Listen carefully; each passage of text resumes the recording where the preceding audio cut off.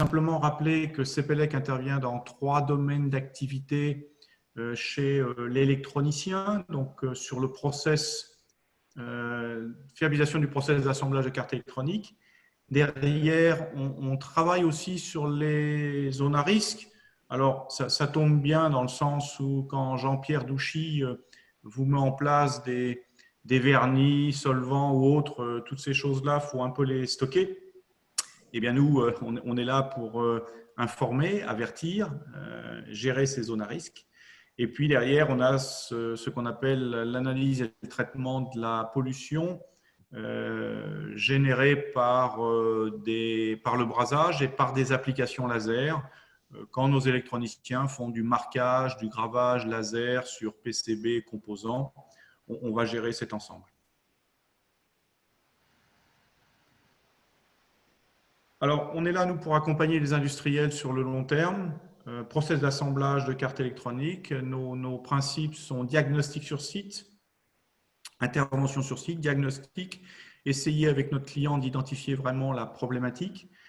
Derrière, proposition de solutions qui vont être liées sur soit des expertises un peu plus approfondies, soit des formations personnalisées, ou aussi de la solution technique par la mise en place d'équipements et avec un accompagnement dans le temps.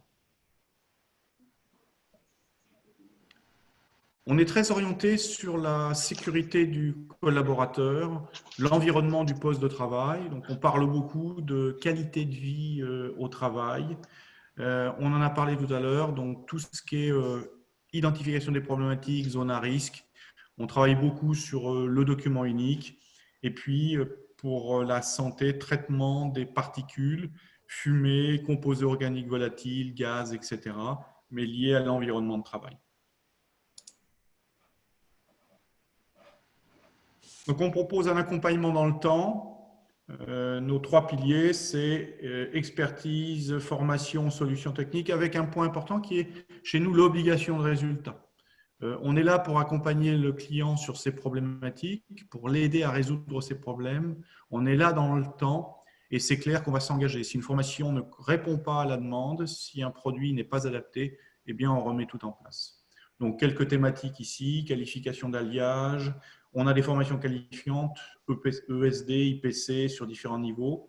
On travaille aussi sur des formations un peu transverses, conduite du changement. On l'a vu aussi avec les problématiques qu'on a pu rencontrer. C'est tout ce qui est la remise en place d'une organisation avec des contraintes différentes, 5S, etc. Et puis derrière, toutes des solutions techniques, produits, équipements, brasage, traçabilité. Donc, par rapport à ce qu'on sait faire au niveau de l'électronique, quelquefois, vous allez aussi nous rencontrer dans d'autres domaines, puisqu'on intervient dans des domaines de cosmétiques, par exemple, pour tout ce qui est lié au marquage, gravage laser sur différents produits. On intervient aussi dans des entreprises un peu plus lourdes, comme chez Vicat, où on les accompagne sur la mise en place de tout ce qui est consignation des énergies dangereuses avec tous les processus, les fiches d'instruction.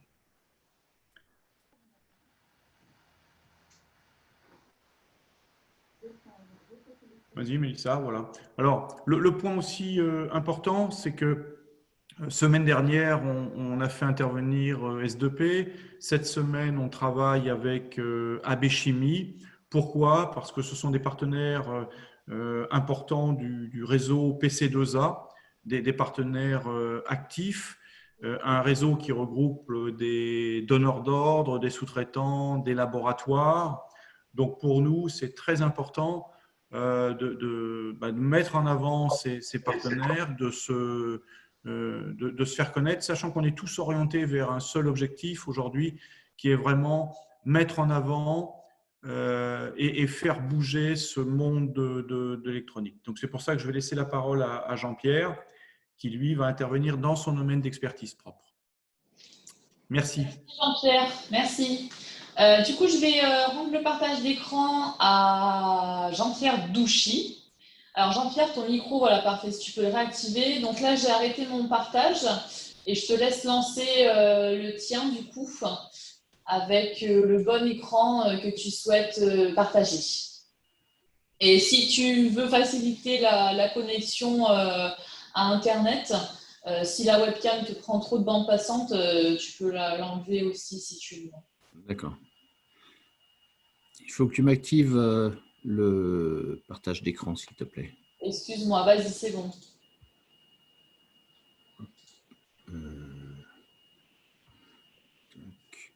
Excusez-moi. Ah ouais. Voilà. Merci Jean-Pierre de me... Alors, attends. Ça a marché, tu n'as pas dû cliquer sur partager. Alors, attends. Ah. Moi, du moins, j'ai...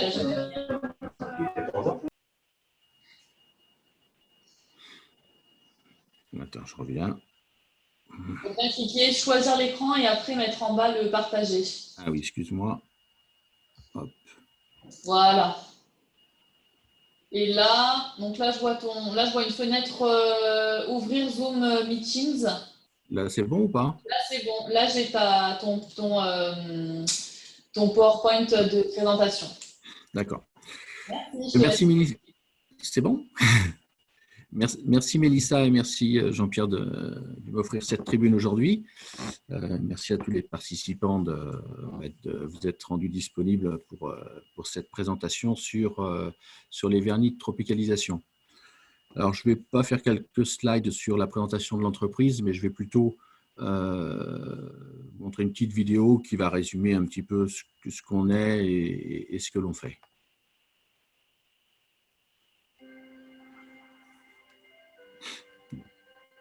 Donc, AB Chimie, c'est une jeune entreprise encore, puisqu'on a 15 ans d'existence.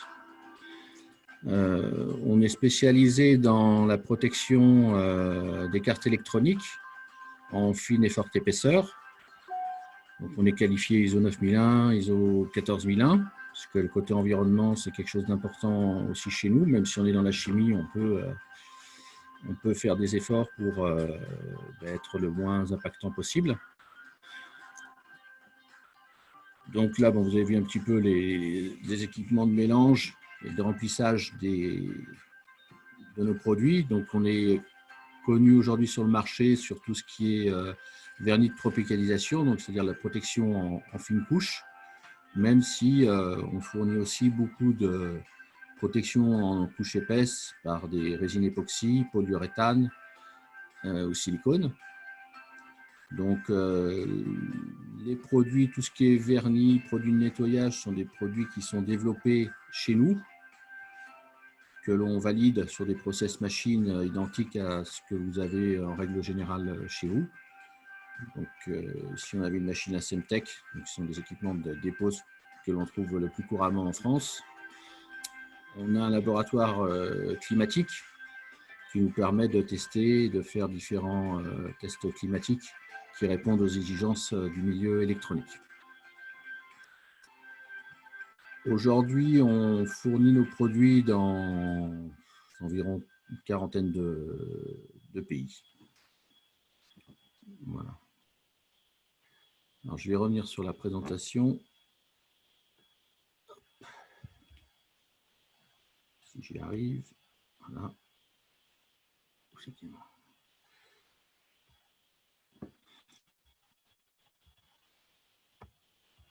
Voilà. Donc, la présentation d'aujourd'hui, c'est qu'est-ce qu'un conformal coating? Donc, on va voir les applications typiques, les risques et les conséquences que la carte électronique va affronter, les différents tests de qualification qui peuvent être demandés par les clients pour s'assurer effectivement de la bonne protection qu'ils appliquent sur les cartes. On présentera juste 3 types de conformal coating qui sont les plus courants, les vernis acryliques, les vernis silicone et les vernis UV. Nous verrons ensuite les méthodes d'application et puis quelques aspects techniques importants comme le dévernissage. Alors, les vernis, ce sont des liquides qui sont formulés pour protéger les cartes électroniques. Donc, ce sont des produits sous forme liquide que l'on va appliquer avec différents moyens qu'on verra tout à l'heure pour déposer une fine couche de produit qui va assurer, entre guillemets, l'étanchéité de la carte par rapport à l'environnement dans lequel elle va vivre. Voilà. Le but, c'est d'améliorer la durée de vie et la fiabilité du sous-ensemble électronique pour éviter des pannes et des rappels pour réparation dans vos entreprises. Ça assure aussi, alors jusqu'à récemment, on utilisait les vernis pour se protéger des environnements humides, mais aujourd'hui, on commence à avoir des nouvelles applications qui ne sont pas soumises à ces environnements humides, mais du fait de la miniaturisation de l'électronique, on a des pistes qui sont de plus en plus rapprochées et on commence à voir apparaître des problèmes de courant de surface. Et donc, pour éviter les courts-circuits dus à ces courants de surface, on vient appliquer un vernis, ce qui permet d'augmenter en fait artificiellement la distance entre les pistes. Et donc ça, on peut avoir ces effets-là, même si on n'est pas soumis à une humidité importante. Les applications, on les trouve dans un peu tout domaine, que ce soit l'automobile, le militaire, l'aéronautique, le médical, et surtout le milieu industriel. Aujourd'hui, nous, on est 80%, on va dire, de notre activité, c'est dans le milieu industriel. On est un petit peu dans l'automotive et un peu dans l'aéronautique, avec des gens comme Airbus, Zodiac, etc. Donc, on va se protéger contre quoi? Ça peut être des produits chimiques environnement sous forme de gaz, ça peut être de l'ammoniac, par exemple, dans la gestion. Un exemple récent qu'on a pu avoir, c'était la protection des températures et des éclairages dans une porcherie. Il faut savoir que les animaux produisent de l'ammoniac et il faut que la carte électronique résiste à des vapeurs d'ammoniac. Donc, ça peut être ça, ça peut être résister à du liquide de frein, à du Coca-Cola, tout ce qu'on peut trouver comme produits divers et variés lors de l'utilisation d'une carte électronique. Mais principalement, dans 90% des cas, ça reste l'humidité, la condensation qui va se créer dès qu'on a des changements de température. C'est pour ça qu'aujourd'hui, la grande majorité des applications, c'est des applications outdoor, donc dans tout ce qui est véhicule, dans des eurodateurs, en fait, tout ce qui peut être soumis à des variations de température rapides qui provoquent une condensation sur la carte et qui va mettre la carte en défaut si elle n'est pas protégée. Si la carte n'est pas protégée, le risque, c'est d'avoir un développement de dendrite, qui est un démarrage de corrosion, et la dendrite va continuer à s'épanouir pour rejoindre la piste d'à côté et créer un court-circuit qui créera un défaut sur la carte, qui demandera donc la réparation de la carte. Les tests de qualification. Alors, si on est là, je vais vous montrer une petite vidéo quand même sur pourquoi on utilise un conformal coating. C'est plus parlant qu'un discours. Alors, vous voyez, sur cette carte est appliqué un conformal coating. Alors, sur tous nos conformal coating, on a des traceurs fluorescents pour bien vérifier sa présence. Donc ici, on a l'exemple d'un véhicule. Donc, toutes les cartes dans les véhicules, que ce soit à l'intérieur de l'habitacle ou dans la partie moteur, sont protégées. Là, on voit comment on peut appliquer un conformal coating. Ça va reprendre un petit peu. Alors, j'attire votre attention. Allez bien sur cette vidéo au pistolet. Donc, la personne a fait un passage, fait un deuxième passage. Un troisième passage et va faire un quatrième. Et vous notez qu'entre les deux cartes, il y a une petite plaque métallique. Alors, pour avoir une épaisseur de 30, pour avoir une bonne protection, il faut être entre 25 et 50 microns et faire 4 couches croisées. Ça permet d'atteindre environ 30 à 40 microns. Alors, bien sûr, suivant le pistolet que vous avez, après, il y a différents éléments qui viennent rentrer en compte. Parce qu'il est important que vous ayez une épaisseur définie, sinon, excusez-moi, Petit souci. Sinon, vous ne protégerez pas votre carte. Il faut savoir que si vous déposez 15 microns secs sur votre carte, c'est comme si vous ne faisiez pas de protection. Donc, veillez bien toujours à être entre 25 et 50 microns pour avoir une bonne protection de votre carte. Alors, la petite plaque métallique qui se trouvait entre les deux cartes qui étaient vernies au pistolet, elle sert justement à pouvoir mesurer exactement l'épaisseur déposée avec un système de courant de Foucault qui vous donnera, qui vous permet de vous assurer de cette épaisseur. Donc, les tests de qualification qui peuvent être demandés, alors des tests d'humidité, tests de brouillard salin, des tests CIR, donc Surface Insulation Resistance, des tests de variation rapide de température, c'est le cas par exemple des avions quand ils décollent ou qu'ils atterrissent, des tests de cross-cut pour vérifier l'adhérence, des tests de résistance chimique. La réparabilité peut être des choses qui peuvent être importantes dans certains domaines, dans d'autres on préfère mettre la carte à la poubelle et en mettre une autre pour la remplacer. Les tests Bono, alors ça c'est un test très complet. Pour ceux qui ne le connaissent pas, ça réunit en fait le CIR test. C'est comme un CIR test, mais en fait sur des coupons particuliers sur lesquels on a mis toutes les chimies qu'on va retrouver sur notre carte, c'est-à-dire des résidus de flux de soudure, des résidus éventuellement de crème abrasée, le vernis, parce que séparément chacun de ces matériaux peut très bien passer un test CIR ou un test Bono, mais quand on les met ensemble, parfois on a des surprises parce qu'il y a des incompatibilités chimiques qui se créent et on s'aperçoit que ça ne fonctionne pas et qu'il y a une corrosion qui se crée.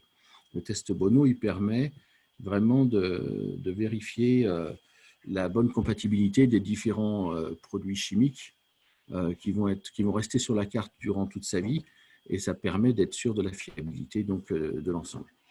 Des tests diélectriques, de résistivité.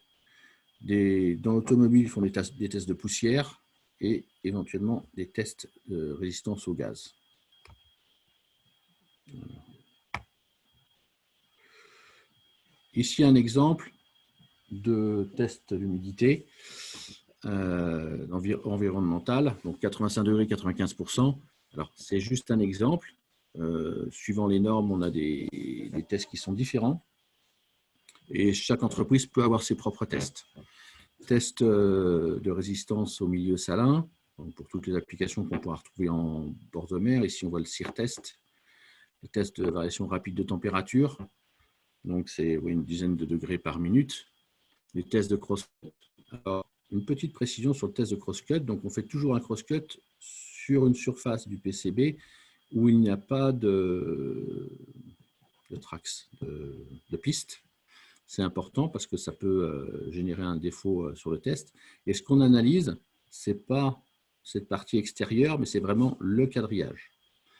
Donc, ça, c'est issu de la norme ISO 2409. Donc, quand on a fait ce quadrillage donc avec un peigne normalisé, on va appliquer un scotch qui est normalisé aussi. Et on va retirer ce scotch et on va analyser ensuite cette surface, ce quadrillage. Et suivant si on a enlevé, suivant le pourcentage de particules ou de carrés qui se sont enlevés, ben on va être classé de 0 à 5, 0 étant un cross-cut parfait. Résistance au solvant, le besoin de réparation, les tests Bono, on en a parlé, et les tests de cyclage thermique et d'humidité, les tests diélectriques. Alors, des conformal coating, donc vernis de tropicalisation, il y en a entre 10 et 15 de nature différente sur le marché. Aujourd'hui, comme je vous le disais tout à l'heure, on va se cantonner aux acryliques, silicone et UV.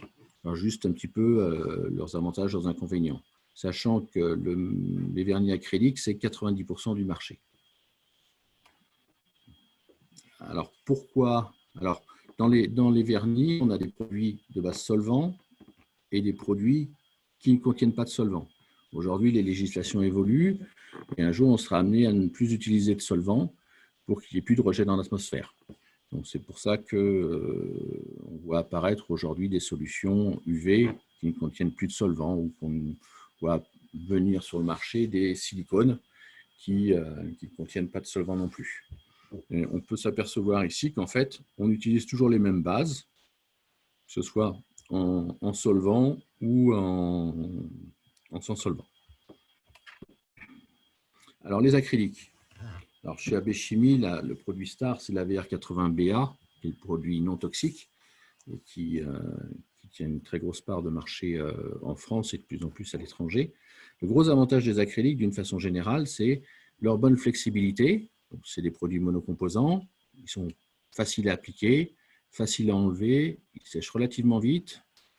Alors, on a une température d'utilisation sur ce produit particulier extrêmement large, moins 65 plus 150. Alors, peut-être même plus. On a un client automobile qui a fait des tests jusqu'à 160 récemment.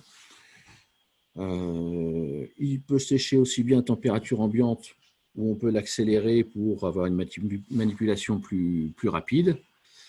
Donc, ce qui permet d'avoir un process relativement rapide.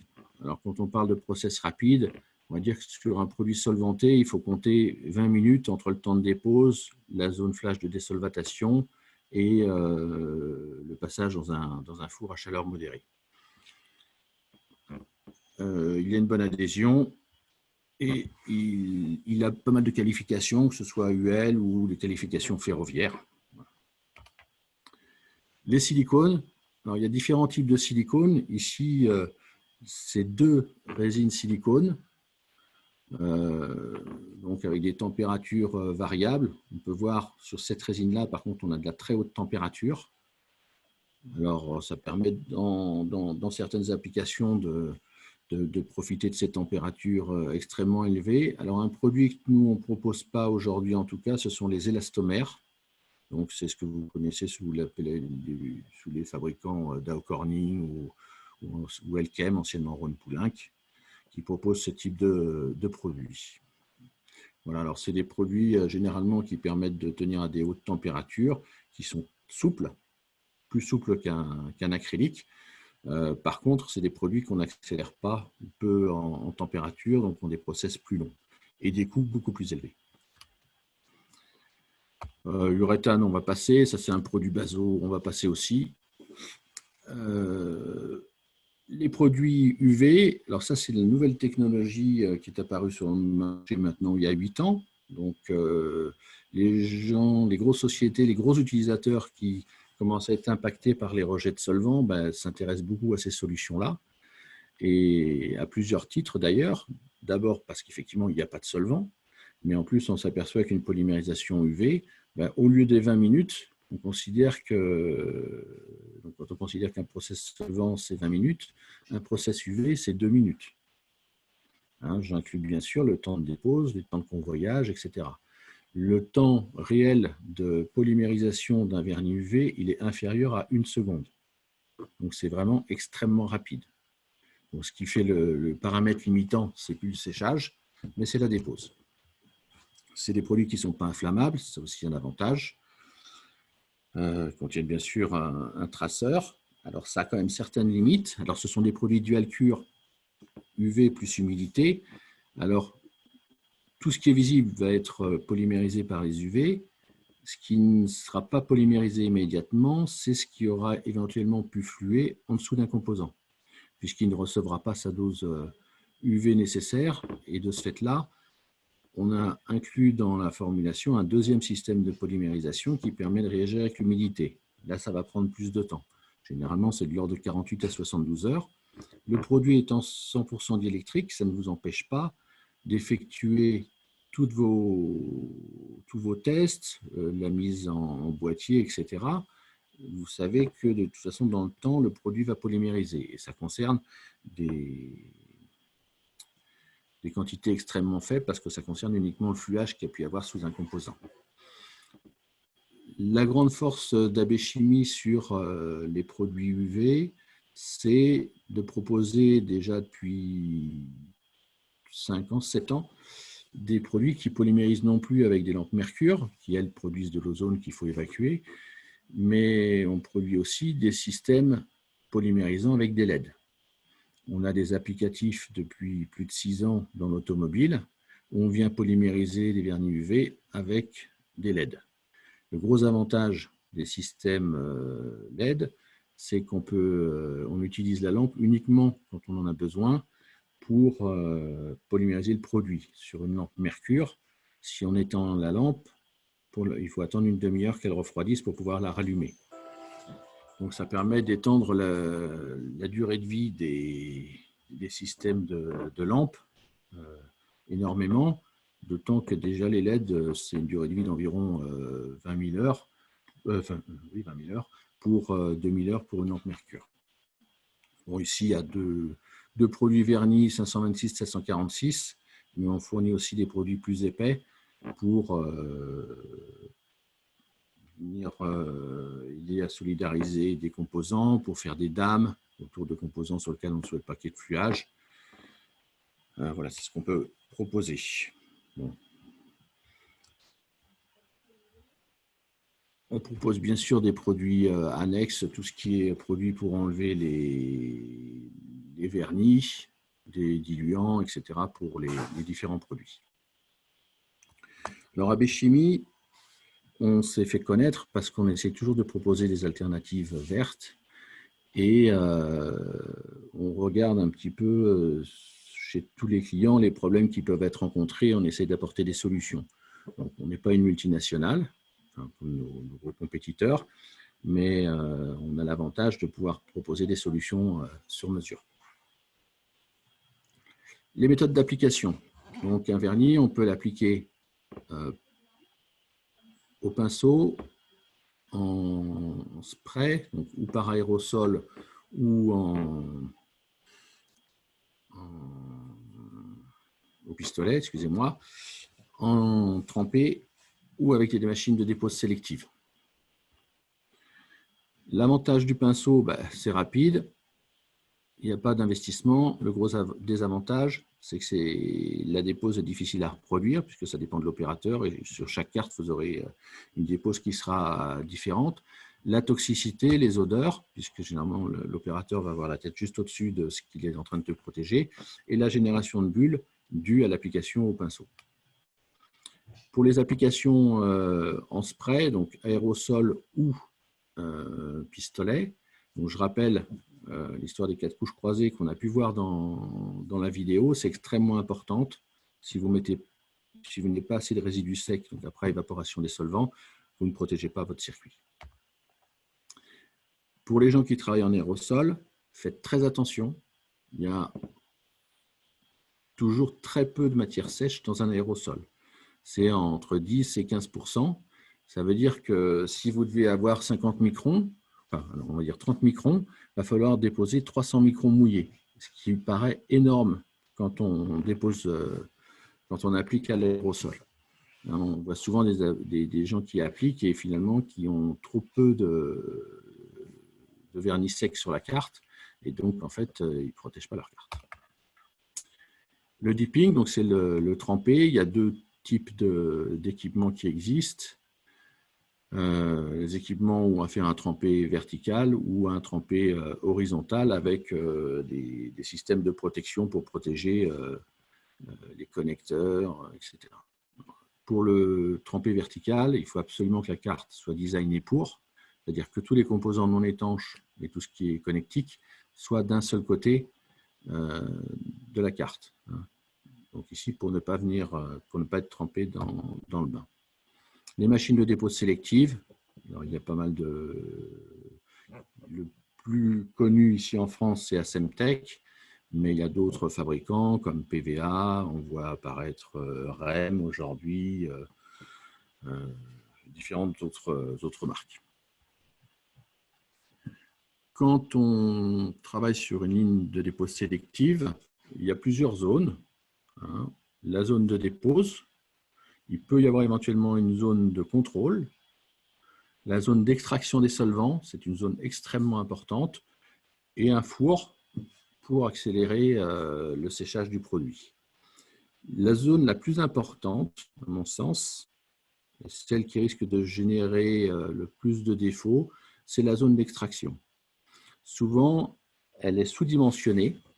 Il faut bien savoir que déjà pour des raisons de sécurité, quand vous entrez dans un four, normalement, vous ne devez plus avoir de solvant.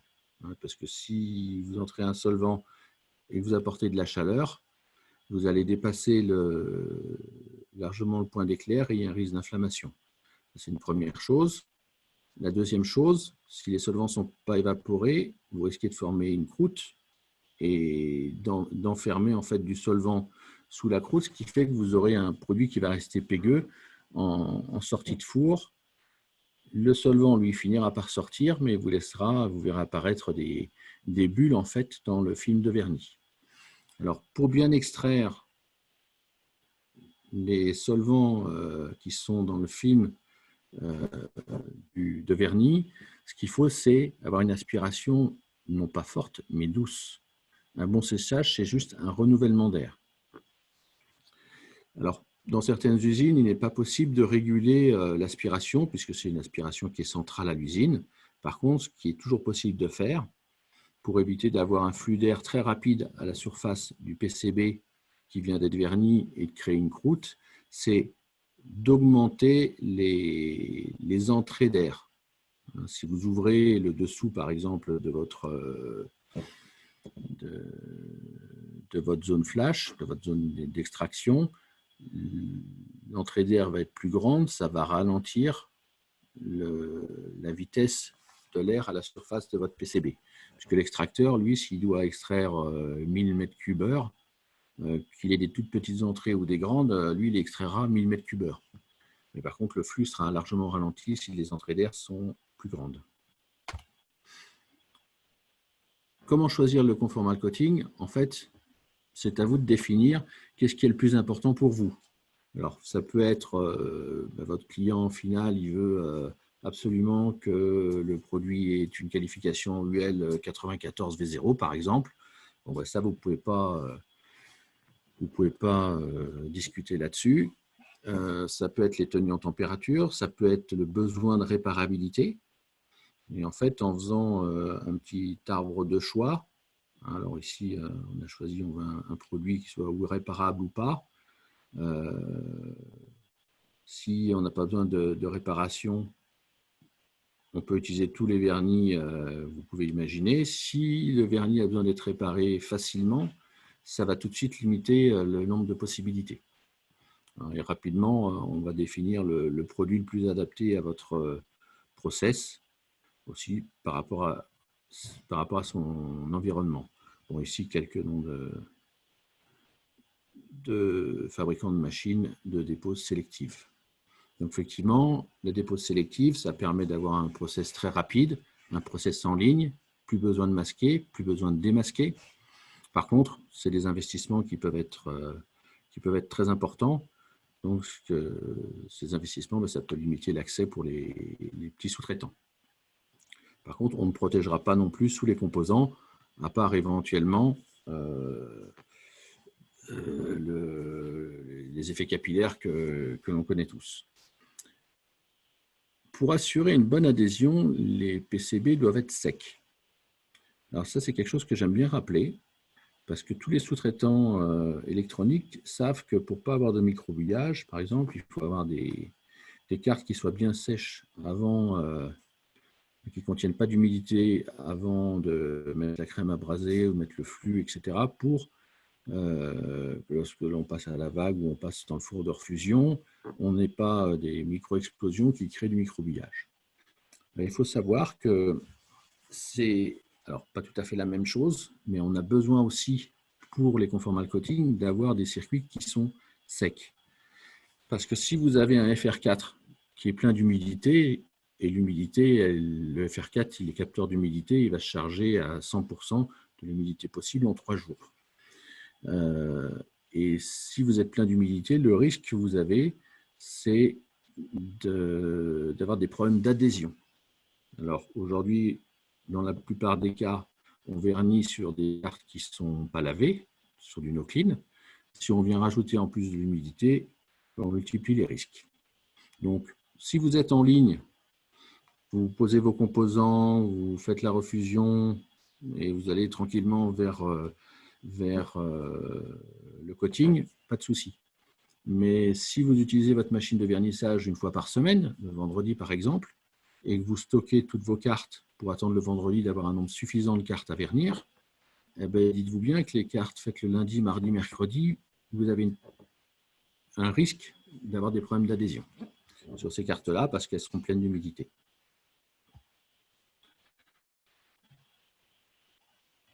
Donc, nettoyer et sèche pour les cartes, effectivement, c'est l'idéal.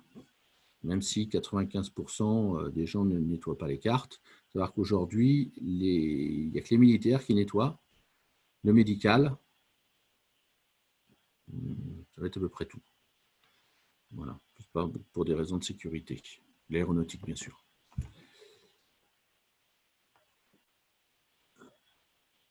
Voilà. Alors, tout clean, tout clean. Donc, bon, ben, si effectivement vous ne nettoyez pas, le risque, c'est d'avoir des refus de mouillage du vernis qui peuvent être dus à différents résidus. Ça peut être des traces de doigts, des pollutions silicone, donc ce qui va vous générer du démouillage et des faibles adhésions. Quand on ne nettoie pas, un risque, c'est effectivement de laisser des résidus qui peuvent être corrosifs et de générer des dents d'huître, d'où des corrosions et donc des pannes de circuit. On parlait tout à l'heure de l'épaisseur. Donc ici, je fais un petit rappel là-dessus. En dessous de 15 microns, c'est comme si vous ne faisiez rien. Donc, si vous déposez moins de 15 microns, ben, ne le faites pas, vous ferez des économies. Hein, c'est vraiment important d'être entre 25 et 50 microns. Vous pouvez aller au-delà, jusqu'à une centaine de microns, mais pas plus. Parce qu'en fait, si vous allez plus haut, les conformal coatings sont des produits qui sont faits pour être déposés en forte épaisseur et qui peuvent, si vous déposez beaucoup de trop, vous risquez d'avoir des cracks s'il y a des changements rapides de température.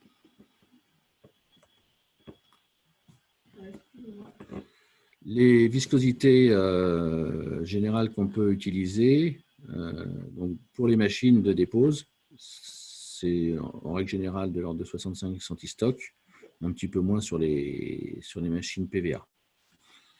On propose à nos clients de leur fournir les produits à la viscosité qu'ils souhaitent. Pour dévernir un vernis de tropicalisation, alors il y a la méthode chimique, donc on va travailler en plusieurs bains. Alors chez nous, le produit de dévernissage, qui est aussi un vernis de défluxage, d'ailleurs un produit de défluxage, c'est le SND, donc on va rester quelques minutes immergé dans le bain. Alors, comme c'est un produit de défluxage à la base, il a d'excellentes compatibilités avec les matières plastiques et on va pouvoir donc laisser tremper la carte sans agresser les composants. On vient, à la suite de ce trempage, mettre un coup de brosse dessus pour faire une action mécanique. On vient ensuite rincer une première fois, on rince une deuxième fois et on laisse sécher. Au bout de 2 minutes, votre carte sera sèche. Si jamais des traces blanches apparaissent, ça veut dire que votre dernier bain commence à se charger en vernis. Le vernis, quand on dépose 1 ou 2 microns, en très très faible épaisseur, ça fait comme des traces blanches. Dans ce cas-là, il va falloir remplacer le premier bain et on va décaler en fait les bains. Le deuxième bain, il ira en troisième. Non, excusez-moi. Le bain du milieu, il viendra en première position. Le troisième bain en deuxième position et remettra un bain neuf à la fin pour éviter de gâcher du produit. Une seconde méthode, c'est le micro-sablage. Alors, ça marche bien. Par contre, on va enlever uniquement le vernis dans les endroits visibles. S'il y a eu un peu de fluage sous un composant, on ne pourra pas l'enlever. C'est une méthode agressive. La SNCF, ils sont très adeptes de cette méthode. Par contre, on va pouvoir le pratiquer environ 2 fois sur un circuit. Après, les cartes commencent à être endommagées et on a des risques de fiabilité. Et derrière, il va falloir nettoyer la carte parce qu'on va retrouver des particules de micro-sablage. Alors, c'est de la rafle de maïs ou des billes plastiques qui sont utilisées un petit peu partout sur la carte. Donc, en conclusion, je dirais que les vernis de tropicalisation, c'est la meilleure façon de protéger et d'améliorer la durée de vie de vos équipements électroniques qui sont soumis à des environnements difficiles. J'en profite pour remercier CPELEC qui nous a accueillis aujourd'hui. Merci Jean-Pierre. Merci pour cette présentation. Du coup, donc, s'il y a des questions, donc, il y a le chat qui est à votre disposition. Voilà, pour poser vos questions. Dans tous les cas, voilà, Jean-Pierre reste à votre disposition pour échanger si besoin. L'équipe CPLEC aussi. Si vous avez une question particulière que vous souhaitez poser à l'oral, vu qu'on n'est pas trop nombreux, je peux vous laisser, si vous voulez, réouvrir votre micro. Sinon, voilà, merci à tous d'avoir participé à ce live. Donc, comme d'habitude, il sera disponible en replay sur notre chaîne YouTube, avec du coup la playlist en fait qui recense tous les lives que CPLEC a pu faire.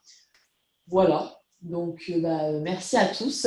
Alors oui, juste, s'il y avait, il y a une personne qui s'est connectée sous le nom de iPad, et du coup, je ne sais pas qui c'est. Donc, j'ai essayé d'envoyer un message dans le chat, mais peut-être que la personne n'a pas eu les notifications. Donc, juste voilà, si vous pouviez en fait indiquer votre nom, prénom et votre société pour qu'on puisse savoir. C'est Monsieur Lepel, je crois. Ok. Bon, très bien. Du coup, donc, Jean-Pierre, tu as une question de la part de Mathilde. Bonjour, avec quel produit peut-on nettoyer le PCB? Un solvant? Point d'interrogation. Ouais, comme j'en parlais tout à l'heure, un produit qui s'appelle le SND, donc c'est un mélange de solvant qui est doux, qui n'agressera pas les composants et qui peut être, comme on l'a vu, aussi utilisé pour le dévernissage, mais au départ, c'est vraiment un produit pour nettoyer les cartes électroniques en base solvant. Donc SND. Si Mathilde laisse son adresse email, on pourra lui faire parvenir la fiche technique et la fiche de sécurité. Est-ce que Jean-Pierre, parce qu'on a eu la demande du coup la semaine dernière, est-ce que ton support de présentation est diffusable, ce que tu as présenté ce matin ou pas? Oui, pas de Oui. souci. Bon, et du coup, est-ce qu'il sera possible de l'avoir? Comme ça, on pourra le faire suivre après aux personnes qui ont participé. Bien sûr. Ok, très bien. Merci. Du coup, je ne sais pas s'il y avait d'autres questions ou si c'était clair. Voilà. Dans tous les cas, on reste à votre disposition pour échanger si besoin. Donc, n'hésitez pas à nous solliciter. Oui, Mélissa, juste une petite remarque. Donc, comme tu l'as proposé, moi je propose que les personnes puissent réouvrir les micros ou alors c'est soit Mélissa ou Jean-Pierre qui ont la possibilité de réouvrir. Je voulais moi simplement savoir si certaines personnes qui assistent à cette présentation ont déjà assisté lors de conférences PC2A aux différentes sessions vernis que l'on a pu faire. Donc, soit vous répondez avec le chat, soit vous ouvrez votre micro, simplement pour voir si vous aviez déjà assisté et voir surtout de quelle manière on peut faire évoluer ces présentations, puisque en gros, une fois tous les 2 ans au moins, une fois tous les ans, on fait une thématique vernis que l'on fait bouger à chaque fois.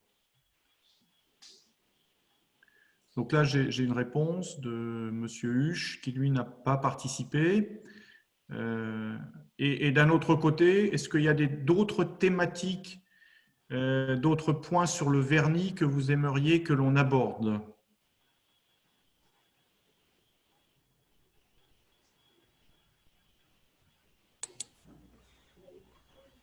Alors aujourd'hui, ce qu'on a fait, c'est une présentation vraiment très générique sur les vernis. Dans le cadre de PC2A, en fait, une fois par an, on fait quelque chose sur les vernis sur toute une journée et on vient monter en fait le degré de technicité chaque année. Ça fait un cycle de 4 ans environ, sur 4 séances pour devenir de plus en plus précis, pour entrer vraiment dans les détails de process, dans les détails de sélection de vernis. Alors, ce qu'on peut vous proposer pour ceux que ça peut intéresser, c'est que vous envoyez un petit message à Mélissa en lui demandant que lors d'une conférence PC2A orientée sur les vernis, on puisse au moins vous inviter et que vous sachiez quelle est la thématique abordée. Oui, sachant que là, j'ai les coordonnées de tout le monde, Jean-Pierre, donc il n'y a pas de problème.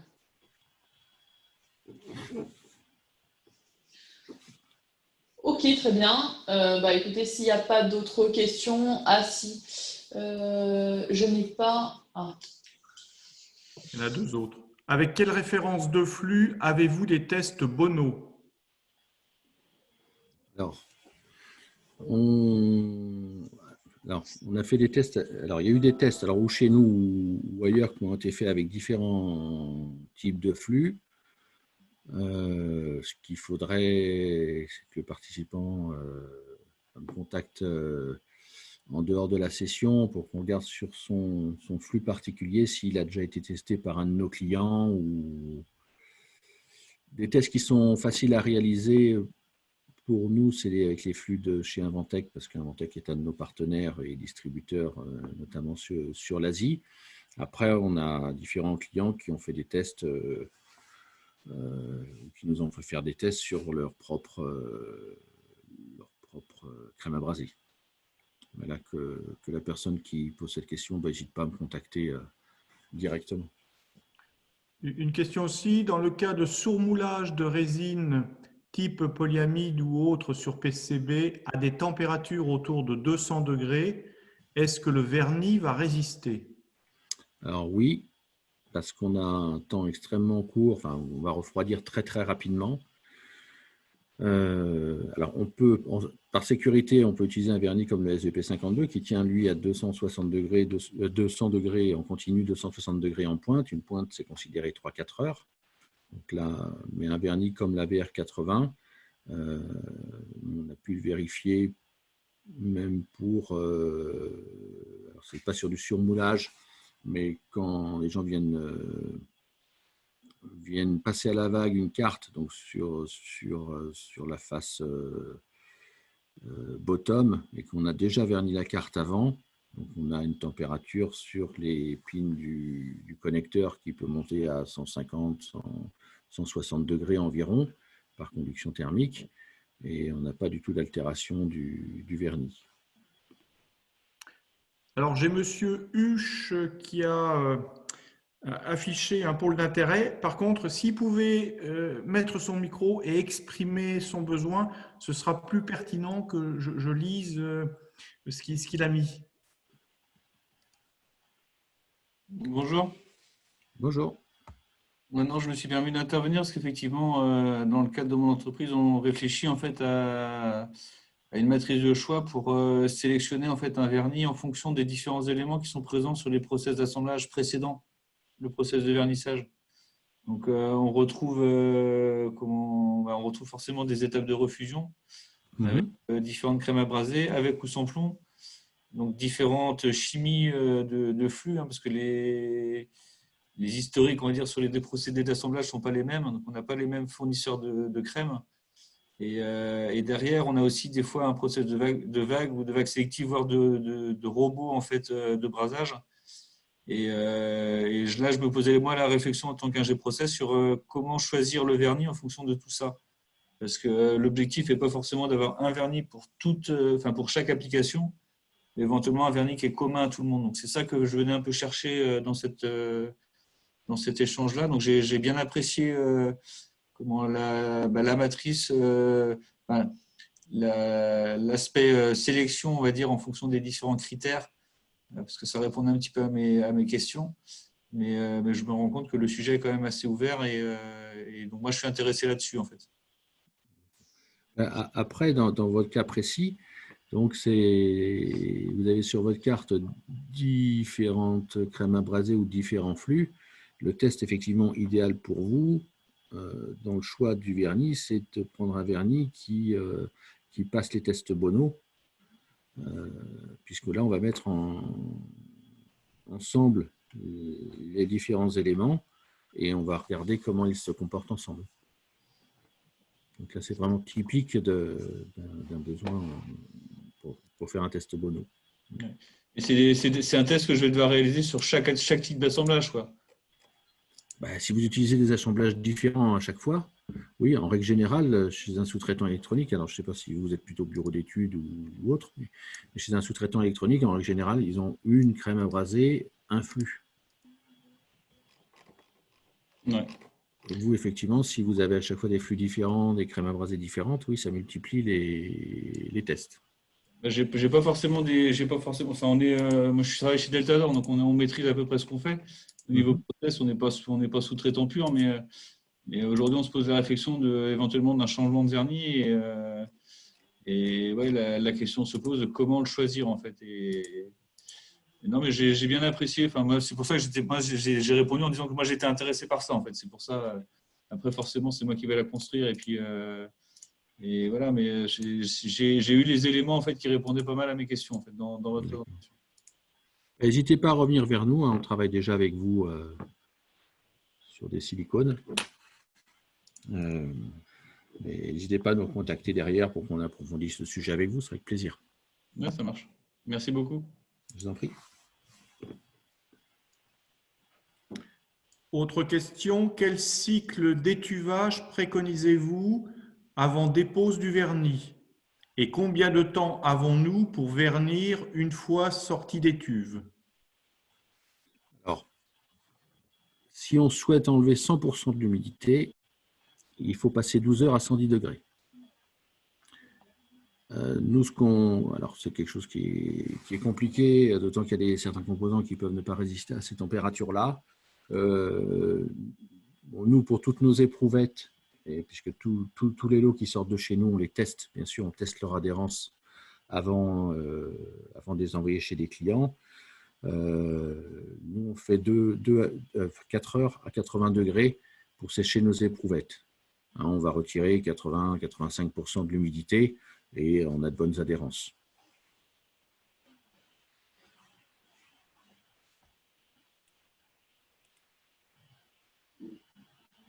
Moi, je pense que j'ai répondu à la question. Alors ça, pour des cartes qui sont restées en atelier, en attente. Alors oui, si la deuxième partie de la question, c'était pendant combien de temps je peux vernir après mon étuvage? Je dirais maximum 2 jours.